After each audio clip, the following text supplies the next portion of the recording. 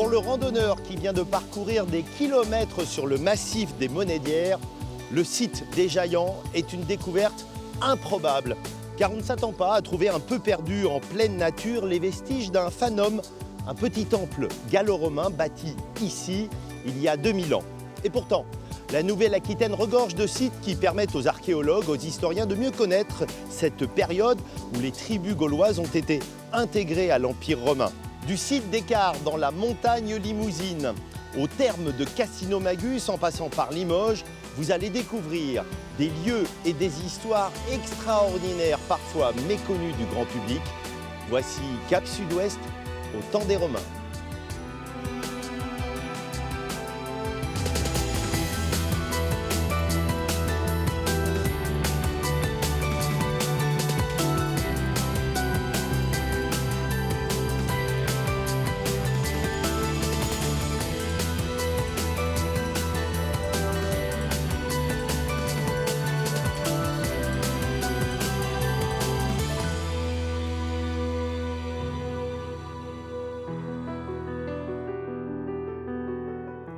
Pour commencer notre voyage au temps de l'Antiquité dans le sud-ouest, nous prenons une direction qui peut paraître à première vue surprenante. Le plateau de Mille Vaches, à 850 mètres d'altitude. Un territoire réputé pour ses grands espaces, sa nature, mais pas vraiment pour ses vestiges gallo-romains.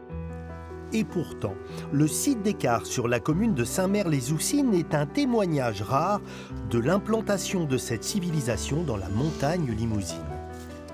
Vu l'état des ruines, j'ai vraiment besoin de ton aide. Claire, quel bâtiment pouvait-on construire avec tous ces blocs de granit ? Alors tous ces énormes blocs de granit, donc, qui font entre 500 kg et 1 tonne, servaient à construire 2 bâtiments, 2 mausolées monumentaux. Donc les mausolées sont en fait des tombes, des énormes tombes qui font 5 mètres de haut, 10 mètres de long. Explique-moi ce qui s'est passé. Il y a eu un tremblement de terre pour que ce soit dans cet état. Alors en effet, c'est très chaotique, mais les archéologues ont largement travaillé sur ce site et donc toutes les pierres sont numérotées et on s'est aperçu que, a priori, les pierres, en fait, les monuments avaient été déconstruits. Donc non pas détruits, mais déconstruits, certainement pour récupérer le métal dans un premier temps et également un peu plus tardivement pour faire aussi, toutes les maisons globalement qui sont aux alentours sont faites avec les pierres du site d'Écart, puisque une des hypothèses, ce serait que ça viendrait de carrières de pierre, voilà, le nom de ce site. Mais pour qui ont été édifiés ces imposants monuments funéraires posés de façon ostentatoire au sommet de cette colline ? La réponse se trouve peut-être en contrebas. Car il est assez probable que ces mausolées aient servi de sépulture pour les propriétaires de ces autres vestiges.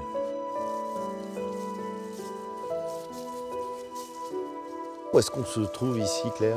Alors là, on est sur la partie d'habitation du site, donc ce qu'on appelle une villa, qui a une quinzaine de pièces avec un étage certainement, on pense.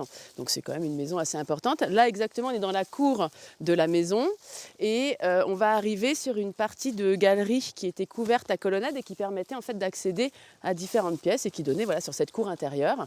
Donc, ces pièces-là, par exemple ? Alors ça, c'est des cuisines. Donc il y avait 2 cuisines dans cette villa. Alors on le sait parce qu'on a retrouvé des objets. Et également, ça, ce sont des éléments de four. On a une idée de la décoration qu'il pouvait y avoir. Est-ce qu'on peut dire qu'on est dans une villa un peu luxueuse ? Alors, on est dans une villa sur notre territoire qui reste une des villas les plus importantes du territoire. Alors on retrouve quand même des objets assez luxueux dans une des pièces où on va retrouver du verre à vitre, des mosaïques, du marbre, enfin voilà, différents éléments quand même qui donnent un peu de luxe. Donc cette villa, elle est en fait très bien placée, on cultive, on peut y vivre relativement bien, on a de l'eau. Les Romains se baignaient tous les jours, allaient aux thermes tous les jours et donc dans cette villa, comme dans beaucoup d'autres, mais on a des thermes privés. Donc on avait 3 pièces de thermes plus une piscine chauffée. Donc ça, les Romains avaient un système de chauffage extraordinaire parce que c'était un système de chauffage au sol, donc on appelle un chauffage par hypocauste. Donc on a au jour d'aujourd'hui dans nos maisons, ça vient des Romains. Et donc là, on arrive dans les thermes, donc les thermes privés de cette villa, avec ce bac que je te laisse découvrir. Qu'est-ce que c'est ? Alors c'est un bac en granit, donc pierre locale, qui est monolithe, donc d'un seul bloc, et qui est creusé pour réserve d'eau. Je n'ai jamais vu Une cuve de cette dimension et de cette époque, c'est rare, non? Alors c'est très rare, c'est la seule qu'on connaît en Limousin et a priori il n'y en a pas beaucoup en France parce que voilà, c'est monumental. Alors déjà, il faut avoir du granit, donc ça ne peut se trouver que dans les régions granitiques. Et oui, donc c'est la seule qu'on connaît, d'où d'ailleurs le site s'appelait à un moment donné le Bac d'Écart. Bien sûr, on se demande à qui pouvait bien appartenir cette belle villa, construite à partir du IIe siècle. À un notable urbain qui avait édifié ici une belle maison de campagne, à un riche dignitaire qui y logeait des domestiques pour entretenir les sépultures, ou bien, hypothèse privilégiée, à un propriétaire terrien à la tête d'un domaine agricole. Une chose est sûre, la création d'un petit étang grâce à un barrage faisait de cette villa un lieu particulièrement agréable. Quand je vois dans les images de restitution ce coucher de soleil là sur la terrasse, on a envie d'être avec eux à ce moment-là. Ah non, mais ça devait être vraiment, on devait quand même très bien y vivre. Voilà. Il y fait chaud, on a de l'eau, on cultive, puisque la terre, on pense qu'elle était aussi meilleure pour cultiver qu'à ce jour. Donc on y vit en effet a priori plutôt pas mal. Et c'est pour ça on pense aussi qu'on a une implantation importante à l'époque romaine grâce à tous ces aspects positifs du territoire. Puisque quand on est ici, on a l'impression qu'on est un peu au milieu de nulle part, au fin fond du plateau de Millevaches. Et par contre, on sait que ce n'est pas le cas, puisqu'il y a eu des sondages archéologiques qui montrent qu'il y a plus de 28 villas dans les environs. Et on en fouille quand même quelques-unes autour. Il y en a des très belles où on trouve des très beaux vestiges, mais voilà, pour l'instant, le site d'Écart reste la plus importante.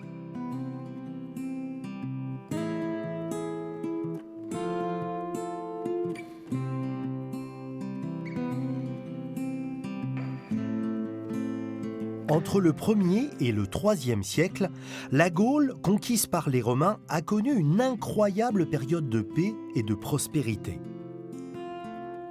Cette richesse est particulièrement visible dans les grandes villes, comme Périgueux, en Dordogne. La cité, créée par Rome au début de notre ère, fut l'une des plus importantes de la grande province d'Aquitaine. En 1959, on projette de construire des HLM à côté de la tour de Vaisonne, le monument le plus emblématique de cette période. Comme toujours, on procède à des sondages de façon préventive et la surprise. Les archéologues mettent au jour des murs d'1 mètre de haut, dont certains sont encore recouverts de peintures délicates. On vient en fait de découvrir l'une des plus importantes domus, grande maison de ville du Sud-Ouest. Le projet de HLM est déplacé. On décide alors de créer un musée dont on confie la conception à l'architecte Jean Nouvel, à lui de confronter la modernité aux fantômes du passé. C'est une rencontre quand même assez étonnante entre deux architectures contemporaines et antiques. C'est pas une confrontation violente, en fait. On est plutôt dans une forme de poésie. C'est un terme qu'utilise Jean Nouvel d'ailleurs dans l'écrit qu'il a fait sur ce lieu-là. Et je pense que c'est une vraie révélation en fait sur les strates qui progressivement ont caché et un peu mené dans l'oubli cette ville antique de Vézuna qui est aux origines de la ville de Périgueux. Alors, la richesse des collections, c'est vraiment toute cette collection de lapidaires, de blocs qui ornaient les monuments de la ville antique et qui ont été récupérés dans le rempart, construit beaucoup plus tard, au moment de la déconstruction de cette ville. Grande finesse quand même dans tout ce travail sur la pierre. Oui, c'est un travail principalement de la ville du IIe siècle qui a été réemployé. En quoi cette grande villa est exceptionnelle ? Alors, elle est exceptionnelle à plusieurs titres. Déjà par sa surface. C'est un lieu vraiment extraordinairement vaste. Un peu plus de 3000 m², c'est vraiment exceptionnel pour ce type de demeure urbaine. Et elle est exceptionnelle par son décor. En fait, ce qui a sauvé ce site, c'est que toute l'aile est a été découverte avec les peintures murales en place, in situ sur les murs. C'est une peinture intéressante, un petit peu tardive, on est au IIe siècle à peu près, et on y représente une faune, mais vraiment grouillante, d'espèces plutôt méditerranéennes. Toutes ces espèces sont vraiment peintes de façon réaliste. C'est soit un spécialiste qui les a peintes, soit quelqu'un qui était bien documenté avec ses cartons. Il n'y a pas qu'une architecture admirée ici, il y a des objets et avec eux, on rentre un peu dans le quotidien. Ah oui, on rentre dans le quotidien, voire même dans l'intimité des habitants de cette maison il y a 2000 ans, de cette maison ou de sa ville d'ailleurs. On y trouve des objets de médecine et puis évidemment des objets plutôt liés à la parure qui nous parlent de façon très, très claire. Notamment, incroyable, le tout petit bracelet. Ce petit bracelet de bébé, il a été trouvé à 10 mètres d'ici exactement. C'est un petit bracelet en or. Et puis toutes ces bagues, alors là, elles sont juste incroyables. Quel sens ça a pour vous, conservateurs, de présenter ces objets pour nous, contemporains ? Ça donne un sens à notre histoire, ça donne un sens à l'histoire de notre ville. On voit d'ailleurs comment on réagit aujourd'hui quand, dans certaines parties du monde, on essaye d'effacer ces traces. Oui. Et on arrive à aborder des thématiques d'aujourd'hui qui sont vraiment complètement d'actualité, sur la mondialisation, sur le respect de la culture des autres, puisque les Romains aussi et les Gaulois ont des problèmes de mélange de cultures, et c'est intéressant de voir comment ça a été géré à cette époque-là. Et il y a plein de thématiques qui sont vraiment passionnantes autour d'un lieu comme celui-ci.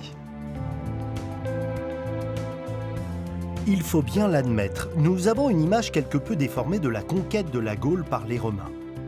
Certes, il y eut des combats, des résistances, mais les tribus celtes ont rapidement trouvé beaucoup d'intérêt à vivre à la façon des Romains. Mais comment s'en rendre compte quand les traces de cette période ont totalement disparu ? Démonstration à Limoges.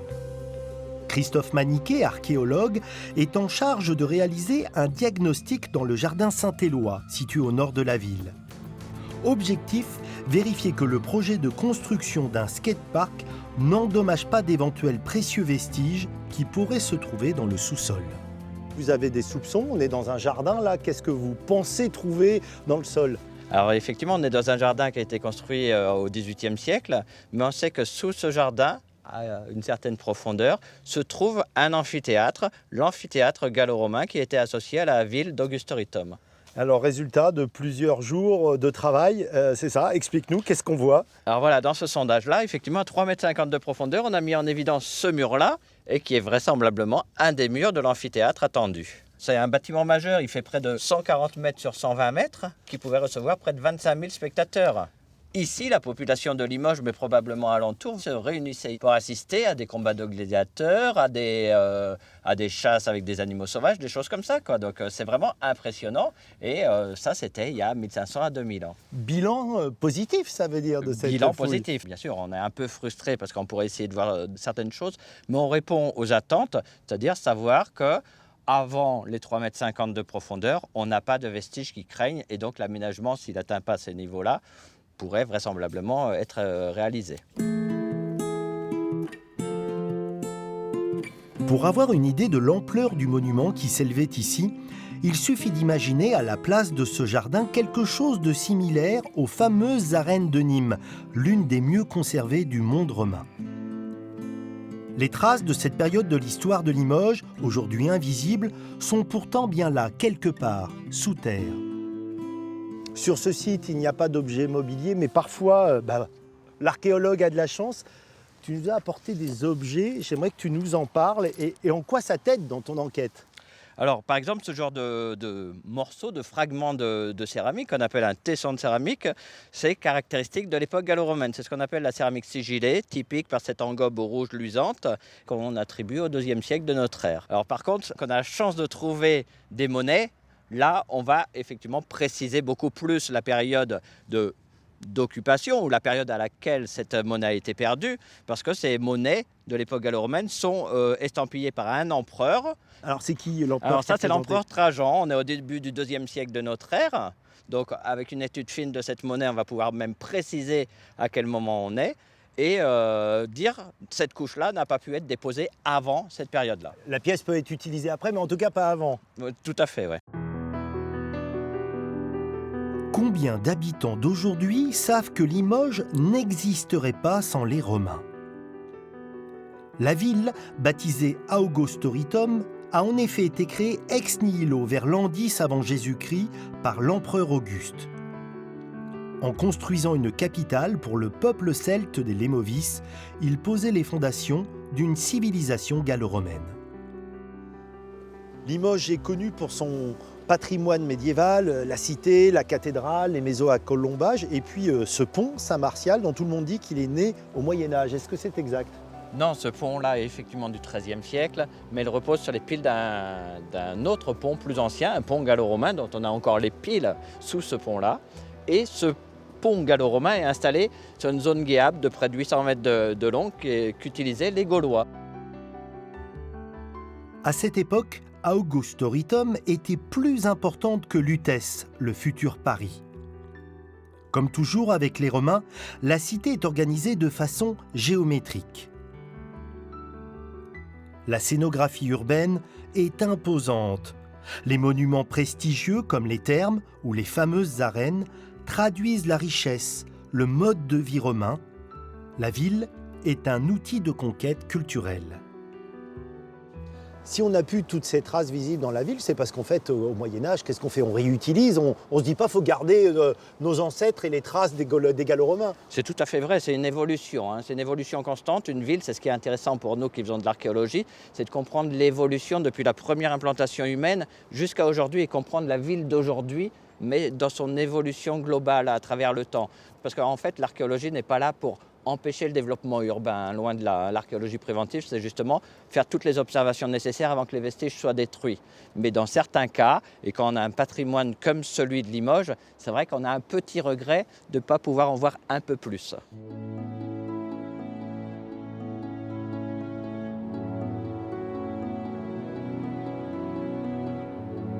Si Rome a durant plus de 300 ans régné sur un empire qui allait de la Grande-Bretagne à l'Afrique, de l'Espagne à la Turquie, elle ne le doit pas seulement à la puissance de son armée.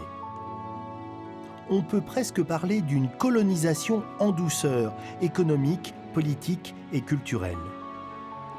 Pour comprendre pourquoi les élites gauloises ont très vite adopté les modes de vie des envahisseurs, nous prenons la direction de Cassinomagus, à côté du village de Chassenon en Charente.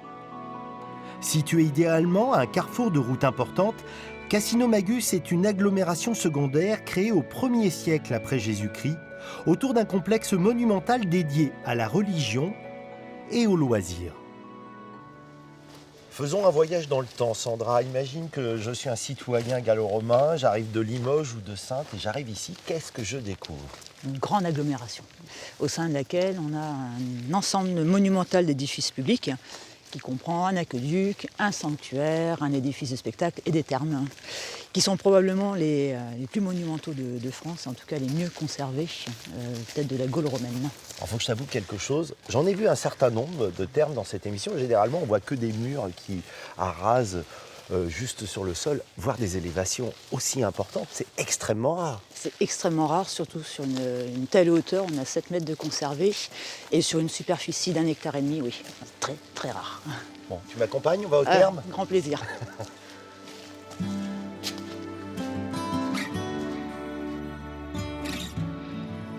Les vestiges sont si importants qu'on a choisi de les couvrir pour les protéger. Il faut dire qu'avec ces murs de plus de 7 mètres, ces 3 niveaux sur 1,5 hectare, les thermes de Cassinomagus sont les plus monumentaux de toute la Gaule. La renommée du site était telle que durant 300 ans, on venait ici de tout l'Empire romain. Je n'ai jamais vu une pièce comme ça dans les thermes. Dis-nous où on se trouve. Là, ce sont des piscines d'eau chaude qui font la spécificité des thermes de Chassenon. Des bains chauds, l'eau est amenée chaude dedans et maintenue à température par tout un système de foyers et de chaudières qui permettent d'alimenter régulièrement ces bassins et surtout de maintenir la température et de la pièce et de l'eau. C'est extrêmement rare d'avoir des vestiges de cette qualité-là, des piscines. Donc, le sol, a priori, le pavement, je ne sais pas quel est le terme exact, c'est le même, c'est d'origine? C'est d'origine, oui. Ouais. Et ici où on marche aujourd'hui, on est plus ou moins au niveau du niveau de circulation de l'époque antique. Ce qui est extrêmement rare, hein, et ce qui fait vraiment la spécificité des thermes de Chassenon. C'est-à-dire que là, dans ces thermes, on a vraiment 2 circuits qui permettent aujourd'hui aux archéologues de dire on a un circuit vraiment pour le soin du corps, pour le bien-être, et un autre circuit qui passe par ces deux piscines, qui sont plus à considérer comme des bains d'entrée avant d'aller au sanctuaire. Est-ce qu'on sait à peu près comment était cette pièce? J'imagine qu'elle devait être décorée, il y avait des Elle murs. était décorée très sobrement, et puis il faut imaginer tout un ensemble de bruits, où on a les foyers qui devaient chauffer, on a l'eau, le clapotis, on a les brouhahs, on a vraiment toute une vie autour de cette population qui vient ici dans les thermes, pas seulement dans les piscines, mais dans l'ensemble du bâtiment thermal en fait.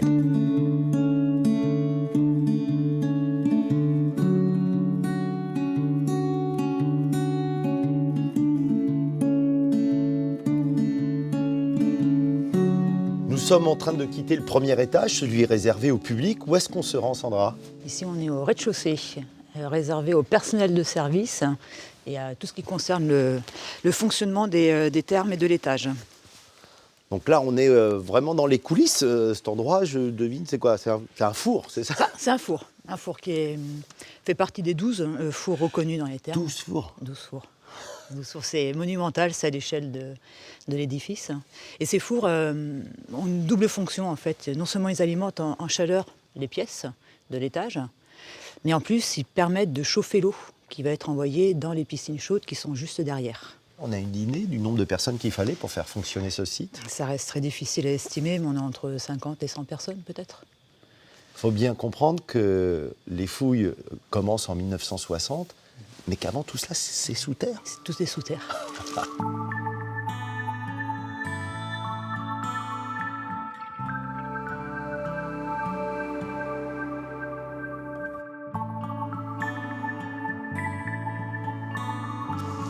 Est-ce qu'on peut dire, Sandra, qu'avec les Romains, les peuples gaulois vont découvrir une sorte de civilisation du loisir? Complètement.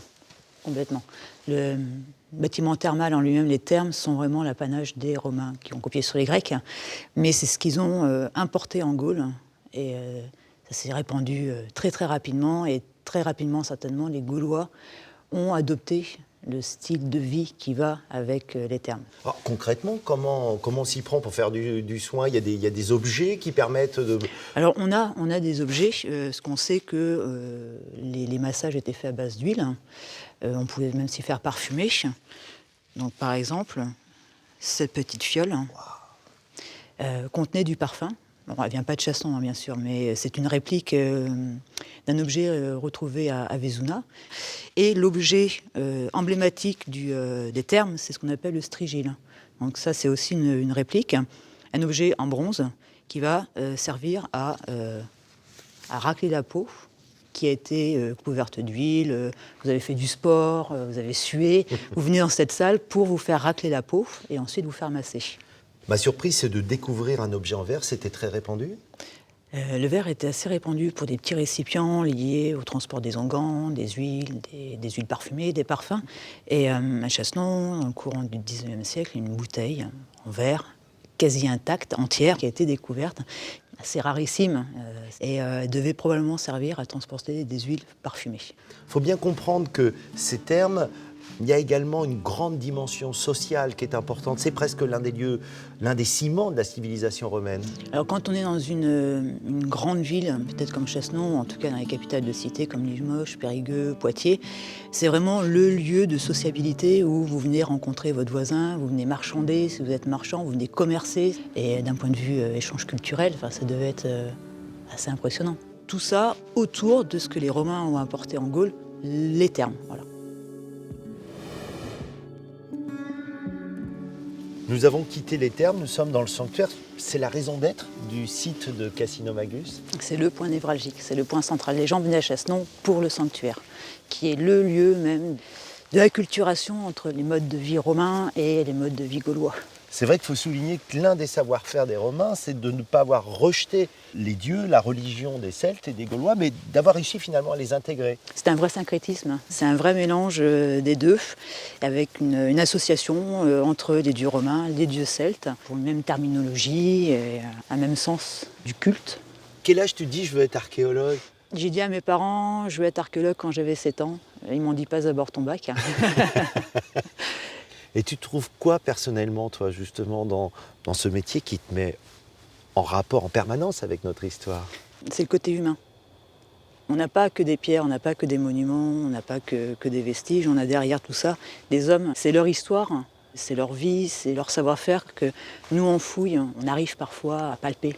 Et au final, on se sent très proche de ces femmes et ces hommes qui vivaient ici il y a 2000 ans. Ouais, forcément. Mais leurs modes de vie sont plus ou moins les mêmes que les nôtres. Ils n'avaient pas Internet, ils n'avaient pas le téléphone portable, mais ce qu'on a aujourd'hui en technologie ou en technique, c'est directement hérité de leur savoir-faire. Donc souvent de fois, les gens viennent ici en disant « on n'a rien inventé ». Mais c'est la réalité. Donc oui, il y a une forme de proximité humaine.